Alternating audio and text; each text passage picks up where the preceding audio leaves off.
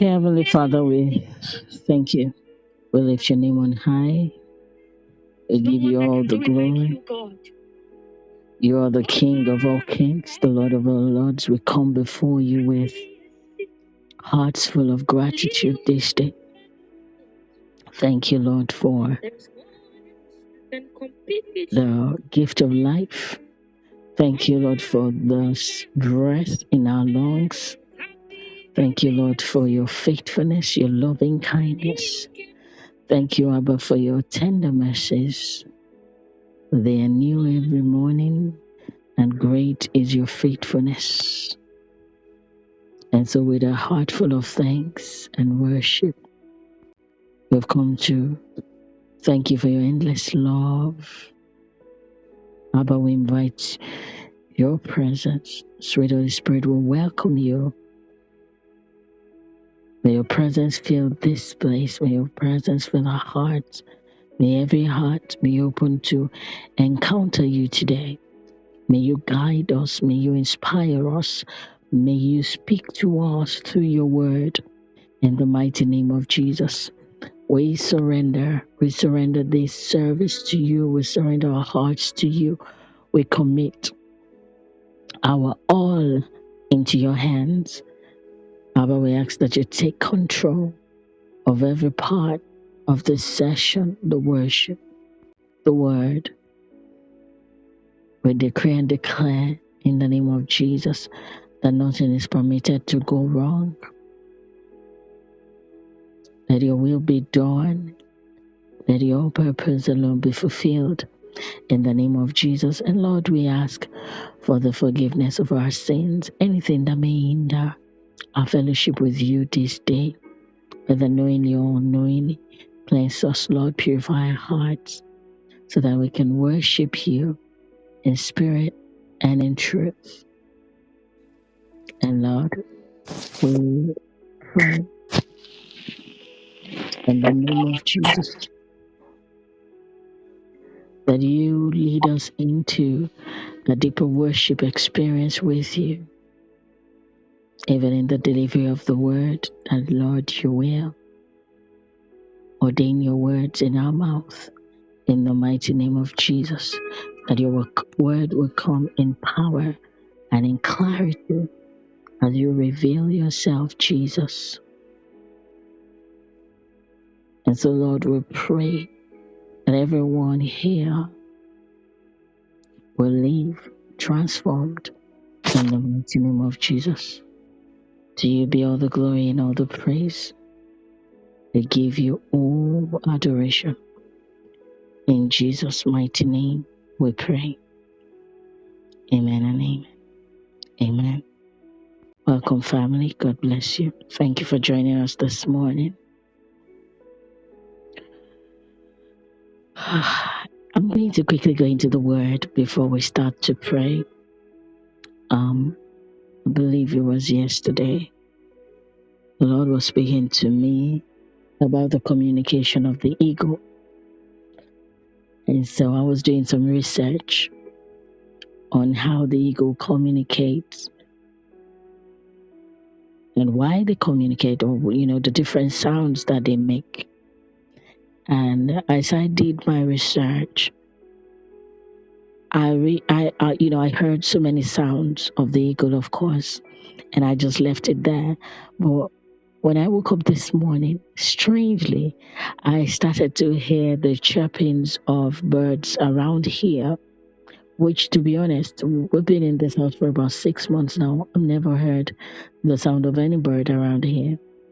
But this morning, I was hearing different sounds of birds. And so I went back to finding the sound of the eagle. And as I researched, I realized that most of the sounds of the eagle that we've seen in movies are actually sounds of ox. And, because of the way that the eagle sounds, I believe that movie makers did, with everything that the eagle represents, they don't want people to hear that kind of sound from the eagle. And so, there was this particular video that I saw, And it was such a big eagle. And this man was saying every sound that you've heard, the eagle gave. Every screech from the eagle is not the eagle sound that it was other birds, but this is the real one. And he played it, and I wouldn't even say I was so disappointed. It was like a whistle. It was so ordinary. But what I noticed was the posture of the eagle giving the sound. Even though the sound was so ordinary, the posture of the eagle was majestic. Like, it didn't care. The eagle didn't care what was coming out of its mouth in such a way that whether you perceived it as weak or not, there was still that composure. There was still that majestic nature, and it still give off the aura of strength. It didn't change anything about the eagle that we've always known. But I thought, for such a powerful and majestic bird, why would the sound coming out from the eagle be a roar like a lion or a thunderous storm? Instead, it was emitting this series of high pitched whistle and piping notes. And to me, it sounded so weak. So much that I was thinking, okay, how do I teach the people of God the sound of the eagle? And I just said, sweet spirit of God, help me. The ego does not need to prove its strength through noise, because its actions speak louder than its voice. And in our Christian walk, our words do not need to be loud. They just need to be powerful. The power in our speech comes from authority, comes from truth, comes from divine backing. And that's all that we need. Divine backing. That the ego gave such a quote unquote weak sound, yet it doesn't take its power from it. And so, the revelation that I got from just watching that is how, as believers, we must speak from victory, not for victory. So when the ego opened its mouth, I was waiting to hear something huge, but its posture gave of victory, gave of excellence. The ego it doesn't screech in panic. It calls with purpose. Even in the same way that it soars above the storm, because it knows it is designed to win.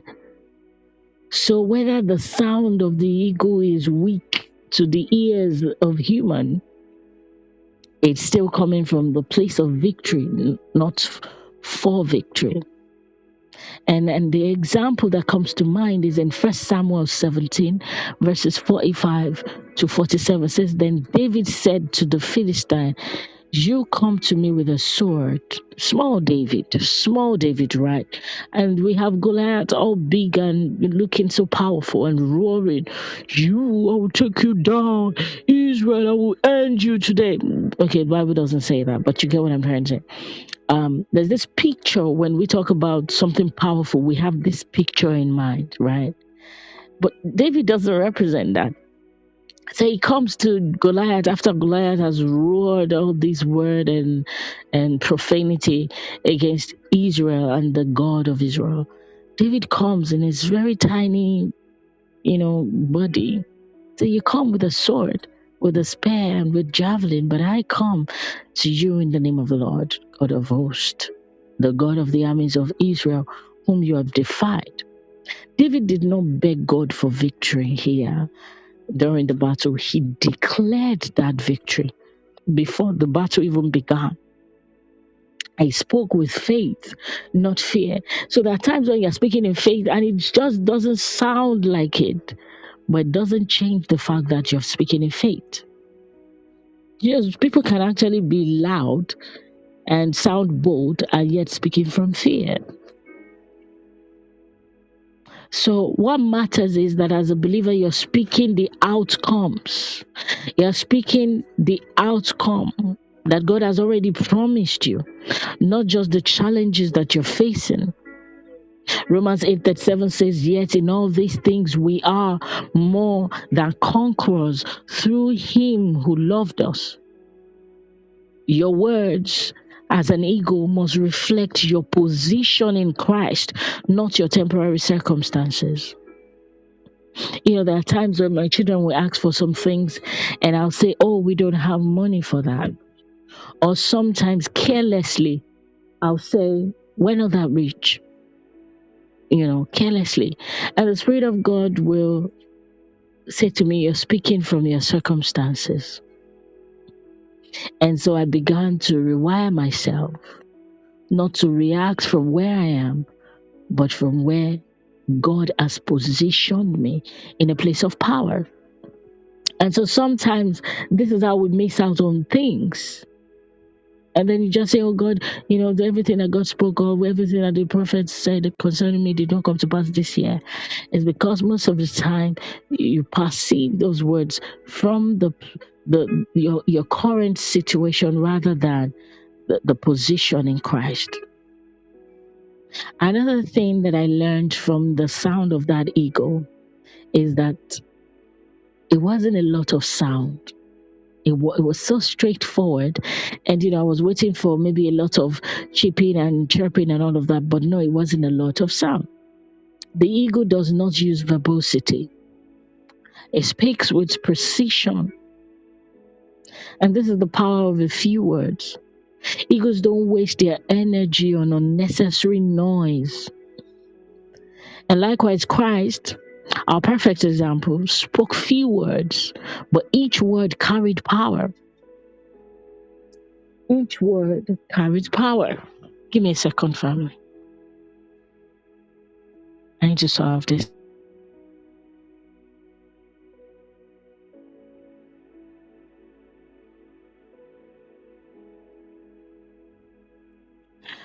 Excuse me. Sorry about that. So and sometimes we're so carried away with verbosity. We think that the ones who can use a lot of words, or the ones who can speak in a certain way, they're the ones who carried power. But no, Jesus spoke few words when he raised Lazarus from the dead. Few words, yet these words carried power. If you come to John 19:30, it says, "So when Jesus had received the sour wine," this was on the cross, he said, "It is finished." It is finished till today. We're still benefiting from just 3 words to seal that. So the Bible records that after he said, "It is finished," he bowed and gave up his spirit. 3 words, yet created a shift in the entire course of history. He didn't need a long speech. He spoke with finality and authority. So as an eagle, avoid empty words. Speak with conviction. Speak with authority. The authority that you have in Christ. Ecclesiastes 5:2, "Do not be rash with your mouth." So it's not just, let not your heart utter anything hastily before God. For God is in heaven and you on earth. Therefore, let your words be few. Let your words be few. So when you pray and you declare, just mean what you say and say what you mean. And it doesn't have to be a lot of words. It doesn't have to be. There are some heartfelt prayers that I've prayed that were not even with words. And I have testimonies for them. So it's not about you, this person, the way we do it. Like, this person can pray because they have so many words they can use to pray. Or, and that's not what matters. It's the conviction, the authority that you come in. Let us come boldly to the throne of grace and obtain mercy. So it's not in power is not in verbosity. The word of God is a two-edged sword. And so speaking in power is you speaking the word. Power is in the word, not in emotion. Power is in the word. The eagles do not scream in frustration. I encourage you to go and look for this, the sound of the eagle on YouTube, or just make your research. They don't even shake or move when they're making that sound. It's just what I saw was just so ordinary. Yet we still get to associate the eagle with strength, with power, resilience. The eagle didn't scream in frustration when I saw it. The sound was so strategic, even in the movement of the beak, the tongue. So I believe strongly that there's a system for that sound. I'm going to look into that later. But you should not speak from emotion as an ego believer. You speak from revelation. Revelation. Think of Jesus Christ in the wilderness. In Matthew 4:4, the Bible says he answered and said, "It is written, man shall not live by bread alone, but by every word that proceeds from the mouth of God." Here at the Warrior Prayer Gym, when we pray with the word. We pray with the word. So some people will say, "Yeah, I don't know how to pray." Just open your Bible. Pray with the word. If you're going through any kind of problem, look for the scriptures for that problem. Pray with the word. What are the promises of God concerning that issue? Pray with the word. Speaking the word is important. That's what we call strategic communication. That everything that comes out of your mouth is purposeful. And believe me, the word of God, when it goes out in precision. It hits the nail on its head. When Satan tempted Jesus, he didn't argue with Satan. He didn't even say, "Oh, do you know who you're talking to?" He didn't say all those things. And you see, I don't know if you've seen some deliverance videos flying around where the man of God will say, "Who are you?" And the guy will say, "I am this and that." And they say, "Well, who sent you?" And then they'll be having the discussion with demons. Who told you that demons can tell you the truth? You know, And then the man of God will give the demon an uppercut. The demon will just fall. Rah. We come by the word. Christ spoke scripture with authority. When Satan tempted Christ, he didn't argue. It wasn't an argument. It wasn't a discussion. He spoke the scripture. He gave the word with authority. Don't waste your energy on explaining problems. Declare solutions from God's word. Hebrews 4:12, for the word of God is living and powerful and sharper than any two-edged sword. As a children book writer, the Lord taught me how to insert scriptures in stories. So I can write a story, and the word that will be in that story I will take from scriptures. And the understanding that the Lord gave me is that even as they are reading it as books, the entrance of God of the word of God is giving light. They are reading the word of God. And no matter how stony their heart is, their heart is still reading the word of God.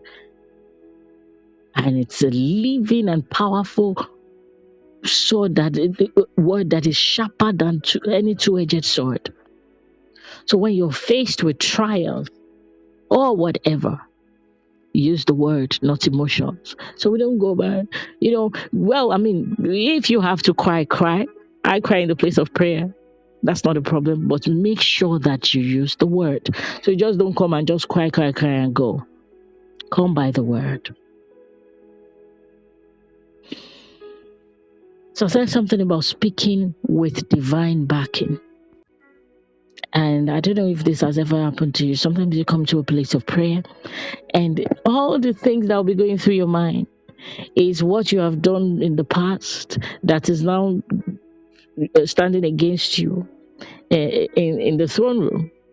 And the devil knows how just to bring it. And, you're there, you want to pray. And, the devil is reminding you of something that you did in 1844 that was so terrible that God will not hear you now. Right? But no, God is always with us. I believe strongly, our guiding scripture in this February is Genesis 28. And as I said yesterday, was it yesterday or 2 days ago, that, even though Jacob was a deceptive brother, or you would call him that, right? We would call him that. Yet he encountered God. Like, how bad can it be? And one of the things that the Lord spoke to him is that he will not leave him or forsake him. And he will ensure that the promises come to pass. So I don't know what is it that the devil will come to you and bring this fear to your mind. I believe I'm speaking to someone. And so you come to the place of prayer, your mouth is speaking a different thing. Your thoughts are saying something different from your prayer. You must understand the place of grace. God will not say that He has forgiven you when He hasn't forgiven you. And it is not just forgiving you now.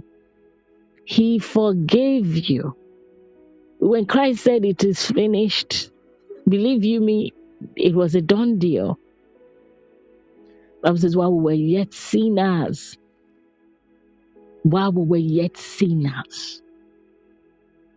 So even when you didn't know it, He gave that forgiveness anyways. So don't let the devil fool you when you come to a place of prayer and not say God says to you, you are the ego. You speak from that position in Christ that yes, I do have divine backing. Your stammering cannot stop your calling. And when I say stammering, I mean all these other things that you can say, I don't do this, I don't do that, I don't speak like Pastor Jolaimi, I don't talk well like Sister Roni, I don't, these other things. They say, oh, I don't have that, I just don't, I'm not confident because I'm not. No, you have a divine backing. Moses doubted his ability to speak, yet God empowered him. The power was never in the words of Moses, but the authority of God behind him. Exodus 4, verses 10 to 12. Then Moses said to the Lord, oh, my Lord, I am not eloquent, neither before nor since you have spoken to your servant, but I am slow of speech and slow of tongue. So the Lord said to him, who has made man's mouth? Or who makes the mute, the deaf, the seeing, or the blind? Have not I, the Lord? Now therefore go, and I will be with your mouth and teach you what to say. I will be with your mouth. I will be with you. So God is not saying I will only be, He's not saying I will be with you, Moses. He's also saying I will be with your mouth and teach you what to say. So even though Moses stammered, his words carried divine power because God backed him. So when you pray, don't fear to declare. Don't think of your weakness when you're declaring. You declare. 2 Corinthians 12:9. My grace is sufficient for you, for my strength is made perfect in weakness. Your word become powerful when God's Spirit fills them. The eagle does not speak in anger, but with grace. With grace. Even though the sound that eagle made was so weak in my ears, but it was the eagle itself was so graceful. The sound was so controlled. When it wanted to stop, there was some movement in its mouth. Power is in control, not volume. They don't screech in rage. So when you speak as an eagle believer, you speak with wisdom, not anger. Jesus before Pilate. In Matthew 27 verse 14, it says, "But he answered him not one word, so that the governor marveled greatly." Jesus knew when to speak and when to be silent. So then, my beloved brethren, James 1:19, let every man be swift to hear, slow to speak, slow to wrath, for the wrath of man does not produce the righteousness of God. The power in speech does not come from shouting, but from wisdom and authority. And as an eagle believer, you must know that. You know, where I come from, the people, this is a serious conditioning. You think that the people who know how to pray are the people who can shout in prayer. And so somehow, you know, when I came into the UK and I attended the Nigerian church, yeah, the sound, yeah, the sound system, everything would be so loud.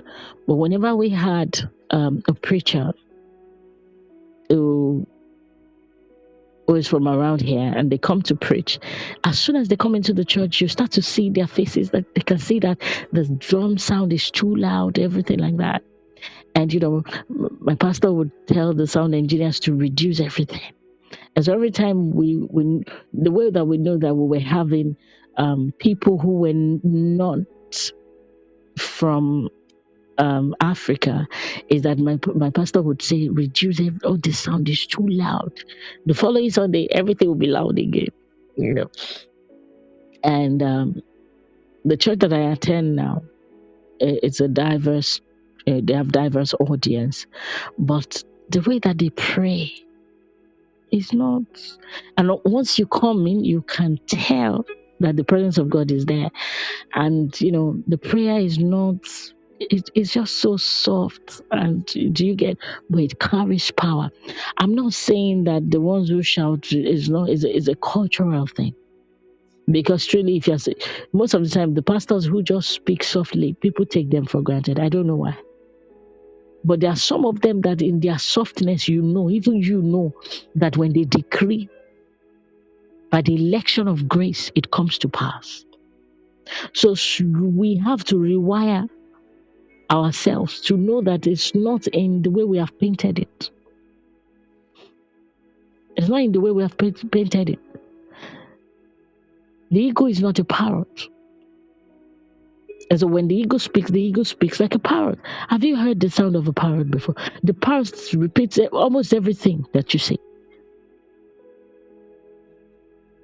So you speak strategically as a believer. You declare with wisdom. You don't panic. You speak from victory, not fear. You speak in power, not noise. You use the word of God, not empty words. Your words don't need to be long, they just need to be anointed. The enemy is not moved by your volume, but the authority that you carry.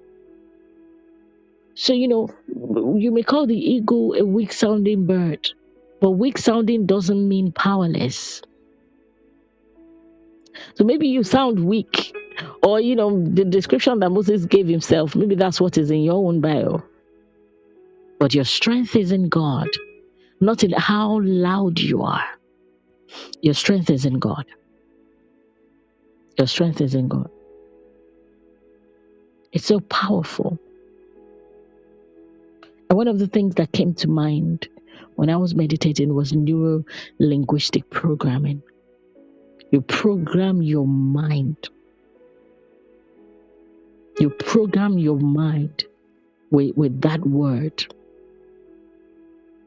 There's a study, the neuro linguistic programming in communication is a study of how language affects your mind and how language can influence your behavior. And what it teaches is that what you say impacts how you think and how you act. So God designed our words to shape our reality. At the Dynasty of Kings on Friday, we did was the story of creation, and so the children, with the story of creation, we taught them how to create videos with AI. But we're talking about prompts, how God gave a prompt, and the prompt is, and God said, and God said. God designed, even for us, our words to shape our reality. And so we must speak in alignment with His word. You program your mind to align with the victory of Christ. Yes, with the victory of Christ. And that's what David did. David, before he brought down Goliath, what he did was neuro-linguistic programming. He programmed his mind for victory. You come to me with a sword, with a spear, and with a javelin, but I come to you in the name of the Lord of hosts. And then he goes on to say, this day the Lord will deliver you into my hand. He programmed his mind to go off what he looks like or what he has come to fight with, but to say, this day the Lord will deliver you into my hands. Notice how David chose his words. He didn't say, I hope God helps me. That's not what he said. He didn't say, I hope God helps me today. As I fight you, I hope God backs me up. No. He says, this day the Lord will deliver you into my hands. He was programming his mind for victory before the battle even started. Proverbs 18:21. Death and life are in the power of the tongue, and those who love it will eat its fruit. Mark 11:23. For assuredly I say to you, whoever says to this mountain, be removed and be cast into the sea, and does not doubt in his heart, but believes that those things he says will be done, he will have whatever he says. He will have whatever he says. So neuro-linguistic programming is the law of decrees. Bible says you shall decree, thou shalt decree a thing, and it will be established for you. So light will shine on your ways. Decree, not wish, is a statement of spiritual authority that commands results. When Jesus spoke to the storm, Bible says in Mark 4:39, then he arose and rebuked the wind and said to the sea, peace, be still. No verbosity. Peace, be still. Not, in the name of Jesus, you this storm. Hey, peace, be still. And the wind ceased, and there was a great calm. Jesus did not beg the storm to stop. He declared it. And his words shifted the atmosphere. So you must speak from who you are, not where you are. So then you must know who you are in Christ, because that's where you must speak from. And why am I talking about the sound of the ego and the language of the ego? It's because in this season, God just gave us a scripture, Genesis 28. And there are promises there that you must decree. promises that you must take, promises that you must believe in. But for you to walk in those promises, you must understand that the sound of the eagle, what makes it divine is the backing that it has, the authority, the purpose, the precision.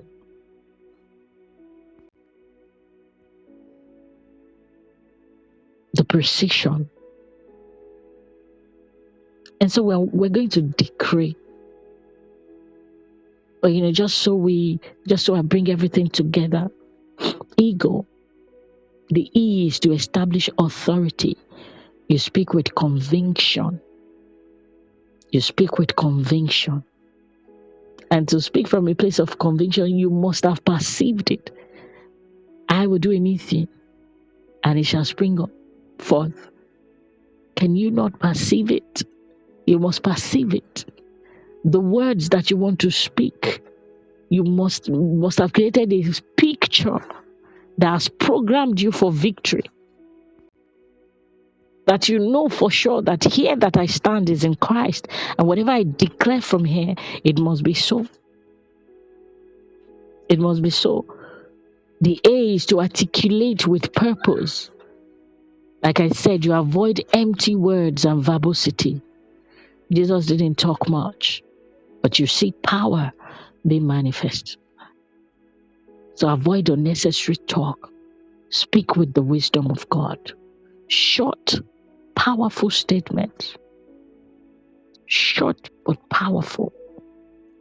Powerful because you have God's backing. Avoid excessive talking, even in everything. Because there's power in precision. Let your yes be yes, Matthew 5:37, and your no be no. The G is guard your tongue. Speak life, not death. Speak life, not death. Guard your words to avoid speaking negativity. If I ever get to a point where I want to speak negativity, I will choose silence. God has taught me. It takes more time to when you have spoken negativity. By the time you realize it, the time you will spend in prayer to change it, because the devil will convict you. He will now be telling you that all the prayer you did that night, you now use one word to mess it up. And then you now spend more time because that guilt, even that guilt will now make you stay there and be messy. Do you get what I'm saying? Choose life. If you ever find yourself in a state where you know that the next thing coming out of your mouth, be silent. Be silent. Guard your words. Death and life are in the power of the tongue. Proverbs 18:21. Those who love it will eat its fruit. Never declare failure. Always declare victory. Speak life over your situation. Even in tough times, speak life. The L is listen before speaking. Discern the right time to speak. The Holy Spirit teaches us to pray. The best way to pray in precision is to let the Spirit of God guide you. And so when you come to pray, I always advise people, don't rush into it. Listen. Even as you pray, listen. Observe. Watch and pray. Listen first.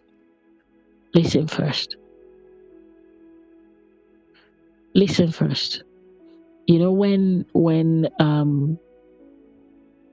Solomon in First Kings, I believe First Kings 3, when those women came, can you imagine how the women were talking? Da, da, da, give me my child. Da, da. But he was listening carefully before making a wise decision about the baby. Be swift to hear. James 1:19. Let every man be swift to hear, slow to speak, slow to wrath. Before you respond in everything in life, ask for wisdom. Before you pray, pause. Pause. The last E is elevate others with your words. Make sure whatever you're speaking is to build, not to tear down. Not to tear down. Let your words edify. Let your words encourage. If you know that the words you want to speak will not, you'll be surprised how much hurt that words can create. Be careful. So if I be careful what you speak and be careful what you hear. Be careful what you hear.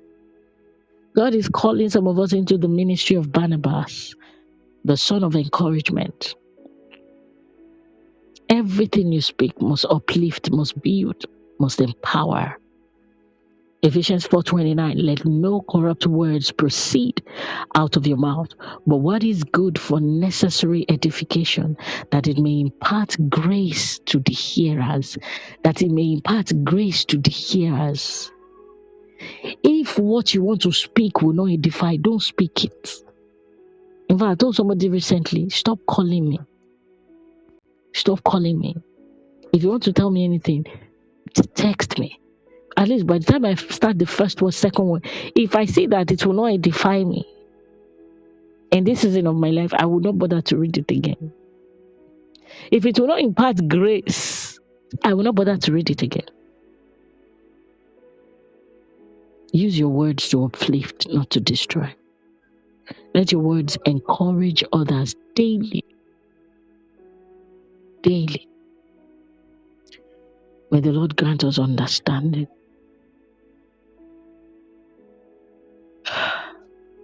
And so we're going to pray with that same scripture that the Lord gave us.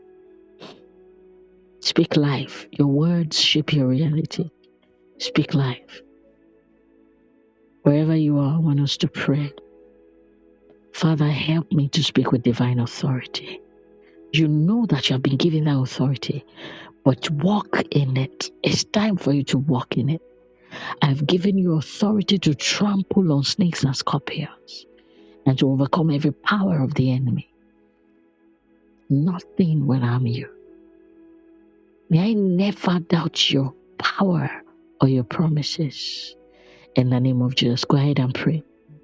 I receive boldness to declare your word with conviction in the name of Jesus, to command situations in your name, knowing that you're with me in the mighty name of Jesus.